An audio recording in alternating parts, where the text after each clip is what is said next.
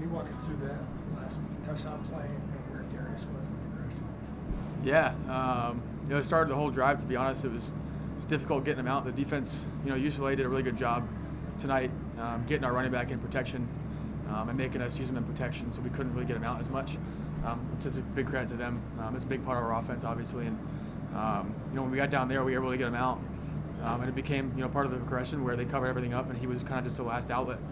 Got to a really good spot. Protection was absolutely elite, and that's how it was just simple execution and making the plays when it's difficult, and the offense did that on the whole drive.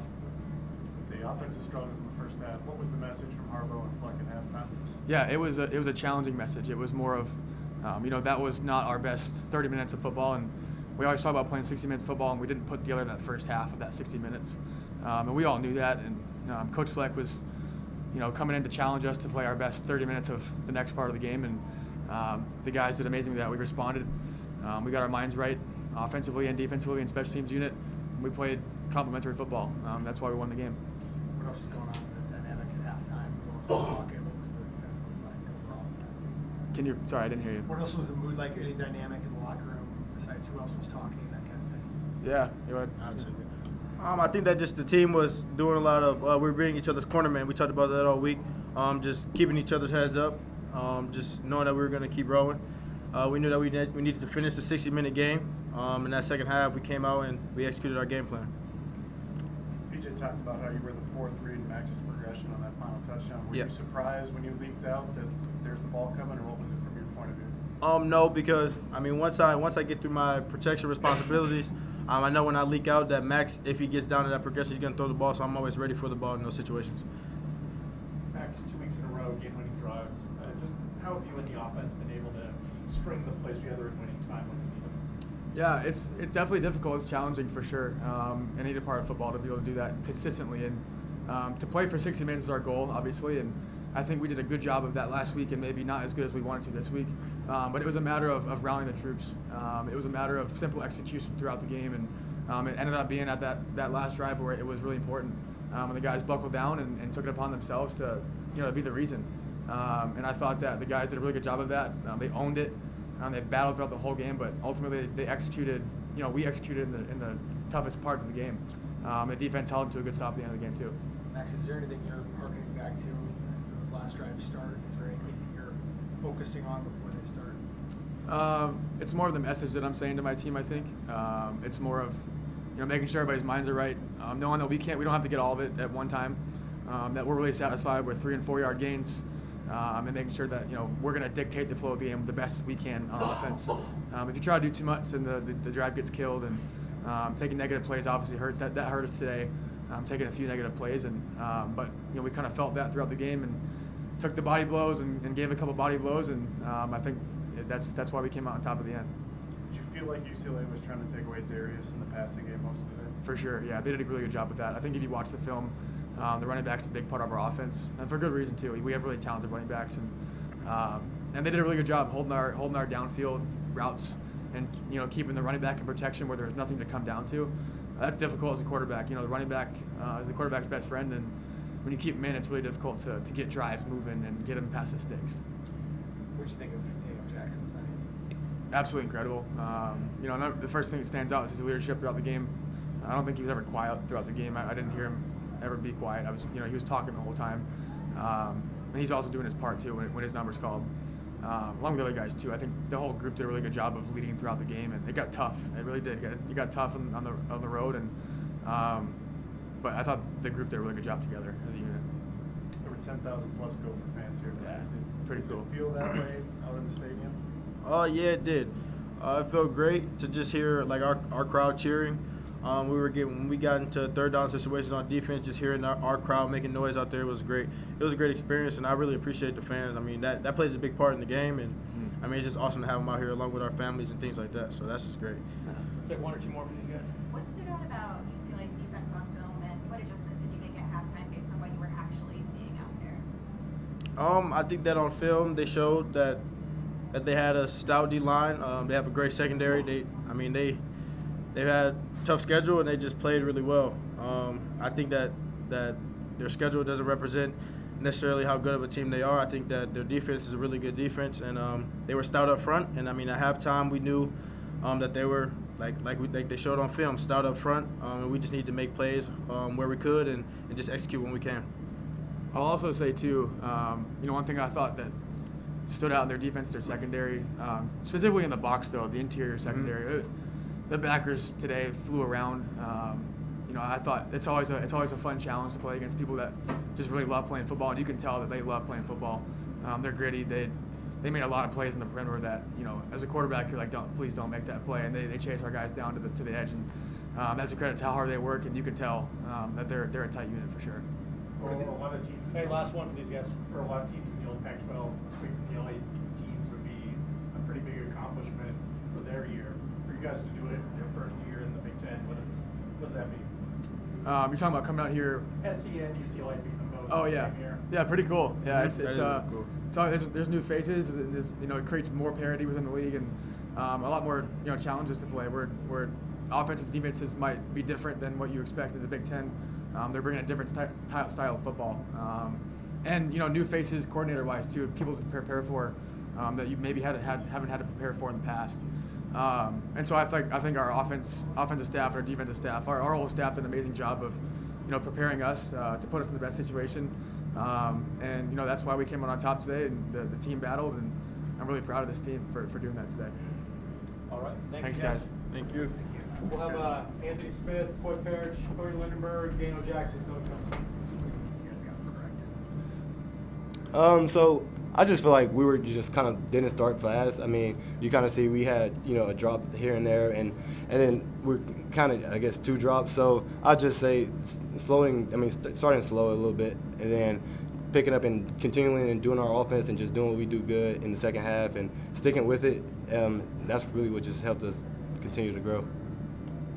Anthony, you've been a sliding side the last 2 weeks because of some injury situations. How would you kind of describe the way that you're kind of adapting to a new role?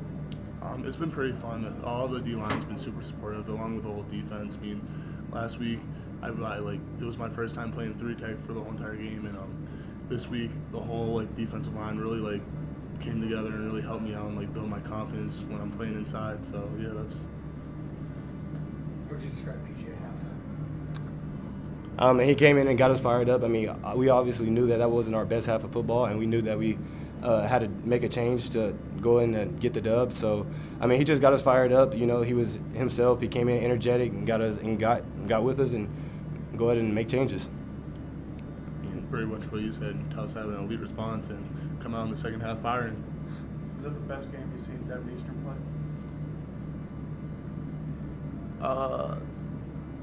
That definitely could have been one of the ones, but I know he's a dog every single game. He plays his heart out. Every single time he comes off the field, he's breathing super heavy, puts it all on the field. So I don't know if this was his best game. Definitely could have been his best game, but every single game I just know he's giving his best, and I know he really just leaves it all on the field. What was Heatherman's message to you guys on that final defensive drive where you had to get the 3 and out to be able to give the offense an opportunity? Be violent. I mean, that's his whole thing. Be ESV. Be what we say we are, and be each other's cornermen. If you're not in, you're hyping all your guys up. And yeah. 10 catches, 13 targets. What do you feel like was necessary for you to step up tonight? I just seen it as really being really locked in. Focus that's like a lot of the main thing for receivers, just being focused and being locked in on every single play and not taking anything for granted. But just creating the separation. I mean, whether it was small or a little bit, but the ball was thrown to me. So that's an elite ball regardless because it was thrown to me. So I'm gonna go out there and do my best to make the play. What does the 2 wins back to back going into the bye week kind of do for you guys to kind of show that you guys are the team that you guys think you are? I mean, it just proves to ourselves that we are exactly who we say we are, and that we're a confident group, and then we're humble to know that we can play with anybody and that anybody can play with us. So it shows us who we truly are and continues to allow us and push us to go forward. I'll start with Daniel and Anthony. All right. Thank you guys. Thanks. Cody and Cody in here, and then we'll be done. And then with the mic guys, just when you're talking, just move it to you. Okay. Cody, what did you feel like were the challenges with USC's passing offense today? It's quite a bit of success at times. UCLA, sorry. I think it was just doing our job. I think that we hurt ourselves a lot, whether it was not getting in the right check, not getting that check all the way around, so our communication, our eyes, not being in the right spot, not being where we are when we're supposed to be there, and then just once we're at the ball, making a play on it. Again, they have great players as well. I mean, they made great throws, great catches, so hats off to those plays, hats off to those players. So again, they have scholarship just like we do, so they're going to make great plays, great throws, so it's doing our job all the time. Well, what was the read on your first interception? And, it looked like you came down a little hard on it, but what was the read? I'm gonna shout out Coleman Bryson.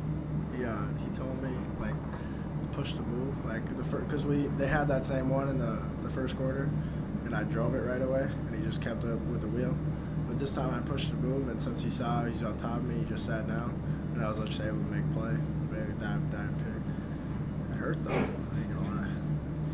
You know, on the freshman interception record here at the University of Minnesota, you got at least 5 more games to go. What does it mean to you to now be on top of that leaderboard? Well, that means a lot. I honestly didn't even know that. But just to be on top of that, just with all the NFL safeties that have come through here, it's pretty cool. But I got to give credit to everyone, especially the coaches. They put me in the right spots, and then my teammates who just make it easy for me. You're able to slow down UCLA's running attack tonight. First Big Ten team, you guys have really been able to slow down in the run game. What was the focus from Heatherman, and what was the points of execution? Yeah, we made a big point in just doing our job. Again, we hit on it a little bit earlier, but big thing was getting them into 3rd and longs. So that's winning first and second down. So whether it's stopping that first run to make them get into a passing situation on 2nd down, or vice versa, but it's winning those first, second downs, getting to 3rd and longs, so that we can get home, get them off track, make them uncomfortable. Because a lot of times I feel like we've been in those 3rd mediums, 3rd and shorts, to where you're really not sure what they're going to do. They can run it, they can pass it. So it's winning that first, second down, getting on 3rd manageables, 3rd and longs, and then taking advantage of the opportunities that we have once we get there. So a lot of those things go into play when what we look at when stopping a run. So it's those things plus just doing your job where you're supposed to. So How would you describe PJ at halftime? it's very supportive. Making sure that guys understand that it's a 60-minute football game. We got 30 more minutes. We may have not played as well as we would have liked to in the first half, but again, we have a second opportunity to go out there and do it. Went all around, making sure guys were good. It's it's very easy to get hectic in that type of situation, but everybody stayed calm, cool, collected. So I think he handled it very well. You both are from Minnesota, stayed home. What's it like to beat both LA schools back-to-back week? Yeah, it's taking it 1 week at a time. So, we started that USC week 0-0, ended up 1-0, and then again did the same thing out here. So we can't give enough credit to all our coaches, sports staff for making it such an easy trip out here. Whether it's the flight, staying on our time schedules, our meals, our hydration, etc. But couldn't give enough credit to them. We couldn't have done that. Couldn't have been as prepared as we would have liked to without that. And then just giving a big shout out to all our fans that got out here. I think we had close to 15,000 fans, which is incredible to travel that far. So we just give them all the credit as well. So Yeah, I gotta give credit to everybody. I mean, they make it easy for us, and just for us to go out and just perform on the field. That's what we do, and that's our job. Cody, as your role has continued to grow, what has been the message from Danny Collins, and how much more time have you been trying to spend with him and the other safeties to try and continue to grow? Yeah, I just think if we just keep working, each week is a reset, and each week we look at it as another opportunity for our group. We call ourselves the Duffel Bag Boys, and we're going to keep showing the country that we are one of the top safety groups in the country. And just each week we prepare better than everybody, and we will keep comparing better than everybody.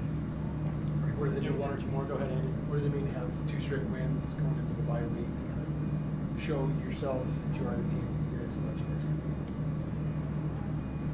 be? Yeah. So again, it's being able to show ourselves that if we're not at our best, teams like that can go out and take advantage of our mistakes, lack of communication, things of that nature. But again, you see the tale of 2 halves. I think that's the saying. When we go out there and play the way that we know we can, the way that we're supposed to, we can do some special things.